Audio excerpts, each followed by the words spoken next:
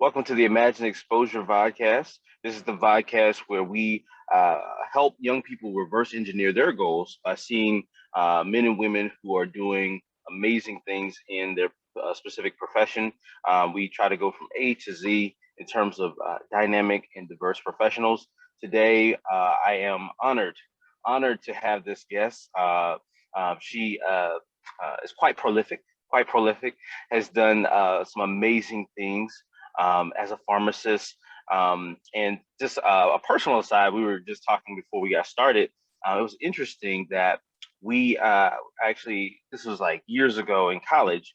I started a small nonprofit called Changing the Perception, and she was the vice president during that time period, and just a person who is very scholared, very brilliant, but at the same time very humble.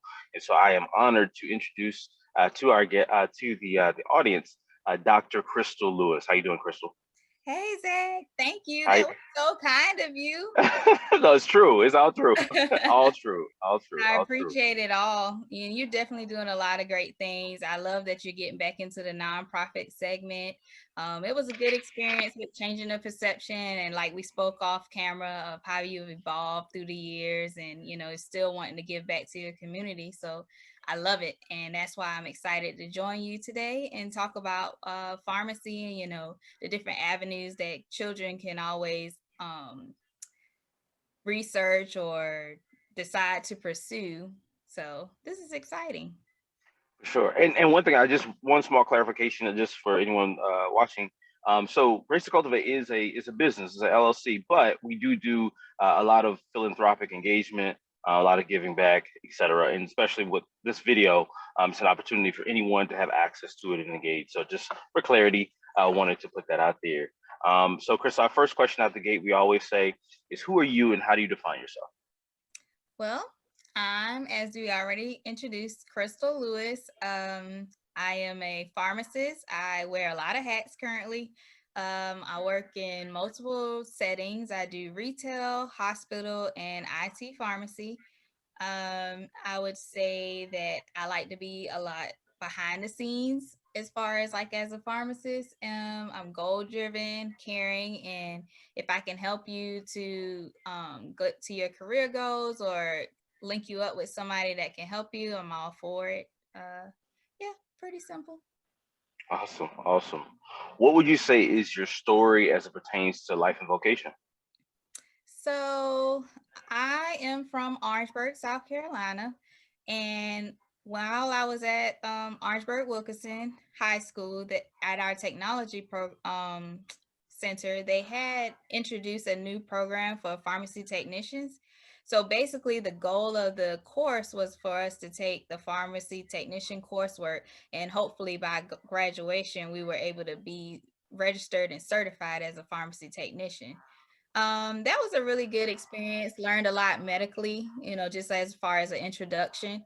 However, because of my age, I graduated when I was 17 instead of 18, which that I didn't happens know that. to, yeah, that happens to a lot of, I guess half and half, depends on your birthday. So because of that, I wasn't able to do the hours that were required in a pharmacy because most pharmacies require you to be 18. It didn't deter me from it, but it just, I had to do it later on. So once I matriculated at Claflin University for my biochem degree, I was afforded the opportunity to gain employment at the local CVS. So from there, I started as a pharmacy technician. I guess that would be my freshman year. So I got more indulged in at least retail pharmacy. And from there, I was able to get state certified. CVS paid for it. So that was great. And, prepare myself to go to pharmacy school. So I had like good experience before I applied. And I had to do prerequisites. I didn't have to get a 4-year degree in regards to getting into pharmacy school, but because I was in the Alice Carson Tisdale Honors College and it was free, I encourage you to go ahead and finish the degree if that's the case, for your undergrad degree. And once you finish the prerequisites, just applying and getting great letter of recommendations. So I ended up going to South University School of Pharmacy. They have a remote school here in Columbia, South Carolina, but they're based out of Savannah. And the great thing about that school of pharmacy is it's considered a accelerated program. So basically, you go to school for 3 years year round versus the traditional 4 year. So at that point in time, it was kind of a new campus here in Columbia. So it was really great. It still gave me that very close-knit feel. So you could walk in and out the professor offices, without an appointment and whatnot. So I completed the 3 years there, and then I started as a pharmacist right back at CVS. And then from there, I transitioned to the hospital.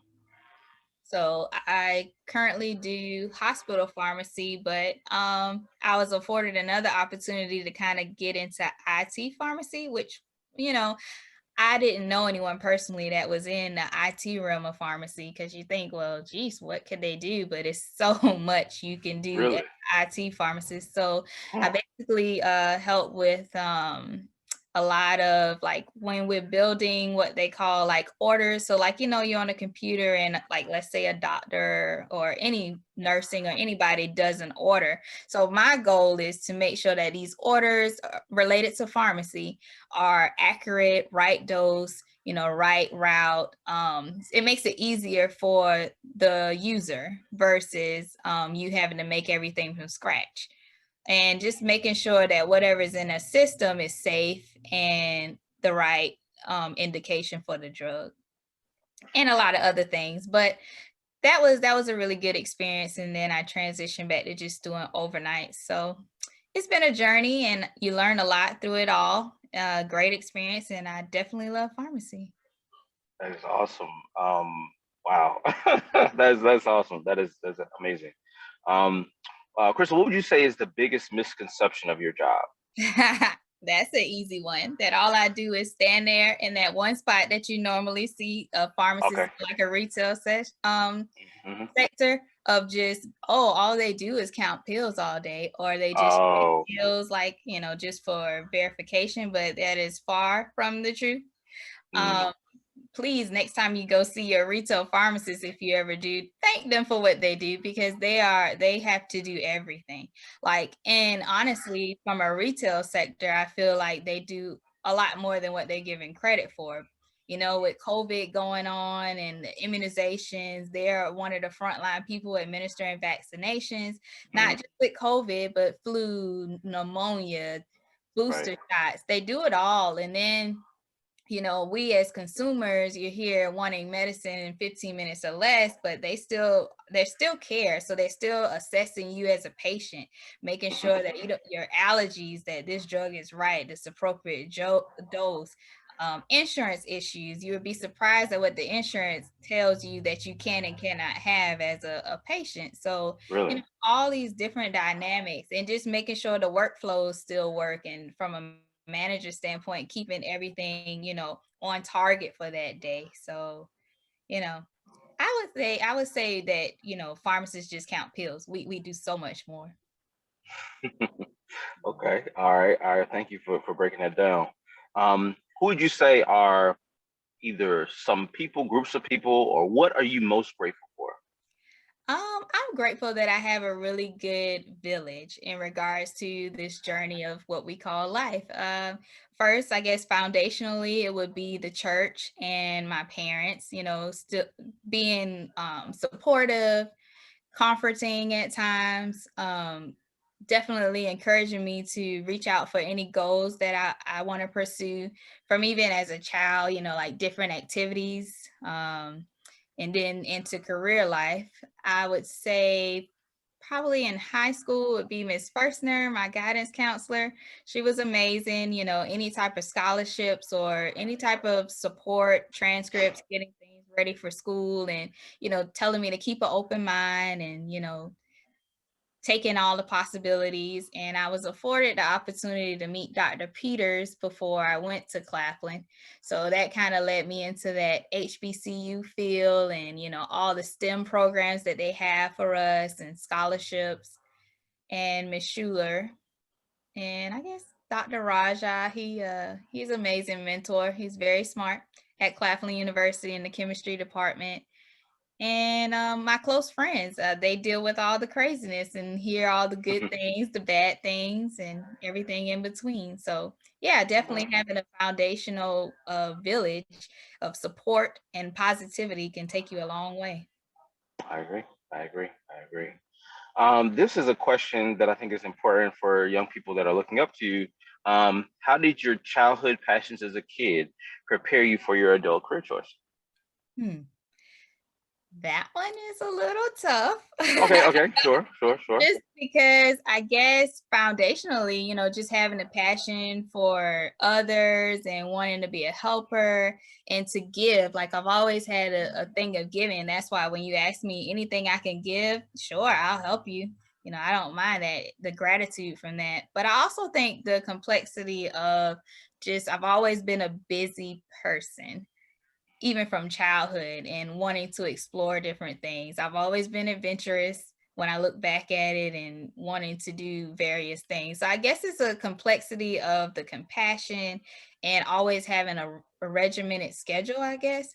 So for me, I've always had a lot of self discipline, or I would regard myself as having a lot of self discipline and always stayed in a lot of different activities. So I didn't realize until now as an adult of how you can see all of that in a child Mm, and all those foundations, how it formulates to you being very successful.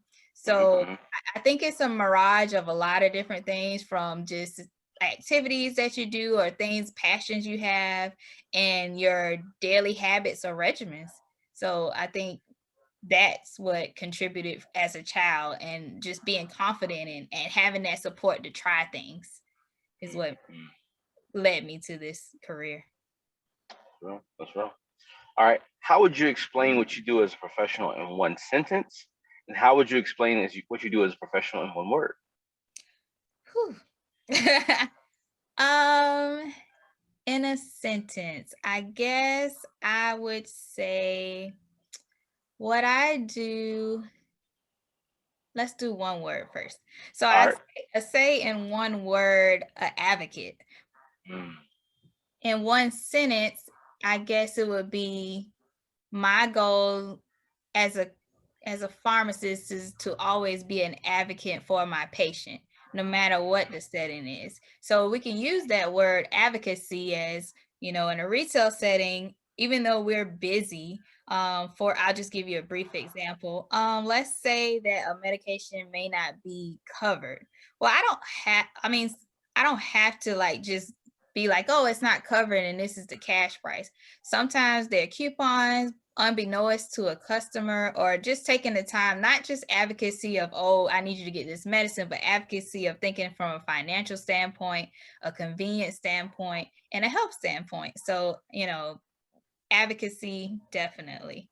I guess for a hospital setting, although I'm a staff pharmacist, I still see all orders firsthand. If something's not right or it's a better alternative, it's my job to stop it and have a collaborative approach to the provider in regards what's the best thing for the patient. So advocacy is definitely my number one word in regards to my career. sure, for sure. Okay. Um, what would you say you love the most about your job? I guess it's the feeling of knowing that I made a difference in regards to their health outcomes. It's good to see when, you've recommended something or healthy habits or healthy regimens and the patient's doing better or I guess it would just be like the outcome of when someone actually listens and actually takes the time to help treat you for whatever issues you may have. So, yeah, I guess I like seeing the outcome and knowing that, it's for the betterment of the person. Transformation. That's awesome. Yeah. I guess the patient actually has to listen. Like That you said. part.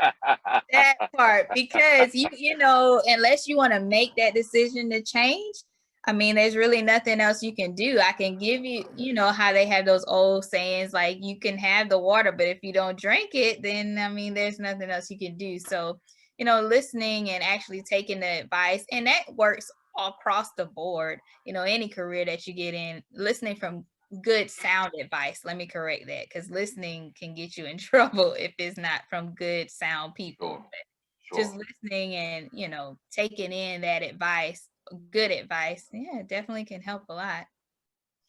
sure, for sure. What would you say on the other end of the spectrum? What is the biggest challenge in your work? um I guess I have two. Okay, yeah. um Sometimes it could be from the diversity and the perception of truth, you know. Better go deep. Yeah, because we as humans, I believe, we see things from so many different lenses and perspectives, and it doesn't mean that the other person's perspective is untrue. It's just what you see it as. So, I think, as a society with healthy conversations and, just listening to others, again, back to this listening thing, and taking into consideration of everybody's standpoint, the diversity that we have in this world, I think that would be amazing. So I would say that's one. And the other one is just listening and, being humble and open to change. Okay, open change. Um, what and you talked about it when you did your the vocational story question. But my question is, if a young person were seeing the steps you took, what are the specific steps? Because I mean, like there's certain jobs where you can kind of transition into these jobs. This is a job you took time, you preparation to get there. And so, if you can kind of elaborate, what was your process to get certified or respected in this profession? Sure. So, the first step is basically looking up what schools you're interested in regards to school. Those actually require at least 2 years of prerequisite work, which is basically like your basic sciences and maths and a few electives. So at a bare minimum, you do about 2 years worth of prerequisites. And then from there, you would start the process of applying to the pharmacy school through they have a pharmacy portal in which you do that. So once you do that, you have to go through an interview process, and then from the interview process, they'll tell you whether or not you got accepted or not. Once you're enrolled in pharmacy school, typically the traditional pharmacy school program takes 4 years. And as I mentioned, there are a few institutions that have 3-year accelerated programs. So once you finish either the 3-year or 4-year program, at the graduation, you have to take a board exam, which we call the NAPLEX. You have to pass that, and you have to pass a law exam, in which each law exam varies depending on the state, and it's inclusive of federal and state laws. So once you've your board certificate, your NAPLEX and exam, then you can get licensed to practice. So Wow. all in total, no less than 6 years. Wow. Yeah. No, but that's that. And even when you talked about like how the misconception, right? Like somebody is looking, oh, they're just counting pills. It's like, no, like they put years and time and effort and energy and money and care Yeah. into doing what y'all do. So that's awesome. Yeah, for sure. I appreciate you recognizing that. Yes, for sure. 6 years at minimum. Wow. Okay, so this is a question. The reason I asked this question specifically is because it's been my experience that specifically in our context, we don't talk a lot about negotiation, and we don't talk about like determining your worth and your value. And so if you could just give us a general, nothing, you don't have to get into specific thing like that, but how does a person negotiate salary or the value of their service in this career choice? Well, first off, I'll tell you to do your research in regards to there is some validity to like those search engines giving an average of like salaries. I do believe that it hits pretty nail on, but then you also have to take in consideration your experience and what you bring to the table that's unique. Right. For me, when you get in your first job, of sure you're not going to shoot for the stars, but make sure you're comparable and let them know why you would be worth, every penny or the value of whatever number you're trying to go for. For me, I've always said shoot a little bit above the stars because sometimes you're surprised. Because even as me from retail to hospital, studies show that most hospital pharmacists make less than retail pharmacists. I was aware of that when I did the research, but always still say, well, hey, I bring a complexity for me. Like, for example, going to the hospital, I bring a complexity of knowing different settings. So from there, I feel like I deserve X amount of money or whatnot. Like overly conceited, but also let them know that you mean business. But definitely do research, and then from that baseline, then they should love so that you would be you given a fair share. Because Absolutely. Absolutely. you never want to go back and be like, man, I should have did this or that. When you shoot a little bit above, if did exactly what you want, you can at least know you tried. That's one of the big things I say is at least try. If you don't try, you never know. Right. Right. Right. Right. Right. Agreed. Okay. For you, how would you say? Excuse me. This is before we get into that question. I Okay. like to ask this question. This is what I like to call the time machine question. Um, based on what based on what you know about your vocation, what advice would you give yourself on the first day of the job? You can go back in the time machine, zoop, Yeah. and talk to that I Krystal. What would you say? remember that day. I was scared. It was different, going into CVS as a technician or an intern. I had somebody to depend on. It was the first day I'm there by myself, and everybody's calling my name. Mm-hmm. Mm-hmm. So, I guess I would say just calm down first off. Expectation as a new pharmacist or any new person, you're not going to know everything. It's okay. That's not the expectation for you to know everything. Don't be afraid to ask or phone a friend. Always have a good buddy system. And it's this life and even in career is a journey. So, be open, listen, and it's okay that you don't know everything. Give yourself some grace and do your best. Take your time. That's my advice. Like I was just scared. I was like, oh my gosh, I'm gonna get a question I have no idea about, and just be transparent about it. I've had instances where I'm not familiar with this disease state because it's rare, and I need a moment to kind of do some research.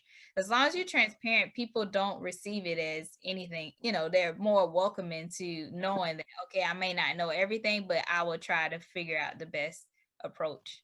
So yeah, just breathe. That's good. That's good, Breathe. Absolutely. That's good. Let's see. Okay, how do you plan to one day transition from this role? Like, what is your end game? What is retirement? What does that even look like to kind of Um, think about in now? I would say for me, I've had this motto even before I got into my career of I believe in residual income. So for me, just making sure I save enough money to invest so that as I get older, hopefully that money can work for me while I'm sleeping. But also just taking in consideration retirement, that's a big thing because in our generation, there's no such thing as pension plans hardly anymore. So depending on Could the you- I'm sorry. I'm sorry. It kind of faded a little bit. What'd you say? There's no such thing as what? it's not too many pension plans. Like I know Mm, for me, like my parents, their companies basically help them through retirement. They get a check almost like you get from the government with Social Security. But right. this wave of generation, you have to have a game plan and a diverse portfolio from 401ks, stocks, any type of real estate investment, those things. So for me, the goal is to make sure I save ample amount of money to reinvest in myself because that's important. The job, the avenue of like having a daily income for to live, but also pay yourself. Important too. Right. I agree. I agree. Yeah. Absolutely. Okay, so what we do with this next question, the hope is that we can look at kind of principles of how to do each uh, career choice, just kind of lining them up and that sort of thing. And so we ask each guest to give us a Cultivate countdowns, maybe 2, 3, 7 steps on how to do what you do. And so, what would you say is your Cultivate countdown on how to be a pharmacist? Well, patience. You have to have patience. Active listening for sure. Compassion. Definitely good at math. And the willingness to learn new things, because clinical studies and research, things change, the best practices change. So always that willingness to learn. It doesn't stop once you finish school. You have to continuously re-educate yourself on disease states, best practices, new regimens that come out. So yeah, I think that would be my countdown. Thank you so much. You said something that it's not in our questions or anything like that, but it's so important for young people to hear. You said you have, so a lot of people feel like math doesn't matter. Like, oh, okay, I did math, da da da. Can you explain that? Can you talk, like, where do you see math in your day to day? Math is important across the spectrum, no matter what the career. I guess let's hit a few things. Math is important when we talk about, as far as, we could just go from the simplicity of your salary. So, okay, negotiation of salary and knowing, I really feel like the educational system doesn't do justice as far as teaching the finance. I really think that it should be embedded a little more, but that's a whole nother rant. But Go ahead, go ahead. It's time. in, That's all. in regards to like finance and paycheck, knowing how much you can afford, that's one thing. And then,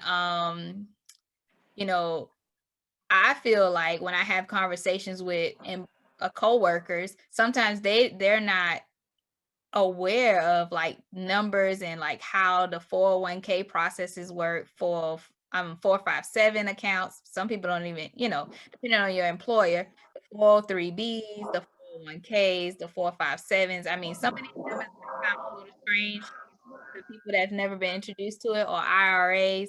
Like, you have to know how much money you need to contribute to those things to have a retirement. And then you talk about negotiation. How much would you rather take a $5,000 check for 1 year, or would you like a 2% raise? You got to know the numbers and know which one would actually be more beneficial. And the There latter you one, go. it sounds like it may only be 3,000. But okay, 5,000, that may only be 3,000 a year, but when you compound that for X amount of years, it's way more than that first, payout. And for me, it's important because when I start pediatric dosing and things of that sort, I have to have the right number and the right dose, because either it's going to underdose the child or it's going to overdose the child, and I don't want neither one of those. So numbers Right. are a constant thing that you use, and people new hype about cryptocurrency. Well, you still need to know about that and how volatile that market is. So numbers and math is important. I'm not saying you need to know calculus and all these other algorithms that are very complex, but the simplicity of daily math, it is definitely very important. Absolutely. All right, we got last two. I feel like it's going by so quickly. It's been great discussion engagement. Um, what is your one motivational quote? When we put out your meme, you have that one the quote beside your meme. What would that quote be? Definitely, it's like a little cheesy quote I made, I guess. Well, Okay. no, but for me, it's desire it, own it, and be it. So like even Mm, through the transition, like for example with pharmacy, I desired to be hands-on and be a healthcare provider. That was my desire. I did the preparation to do that, and now I own it. I am a pharmacist.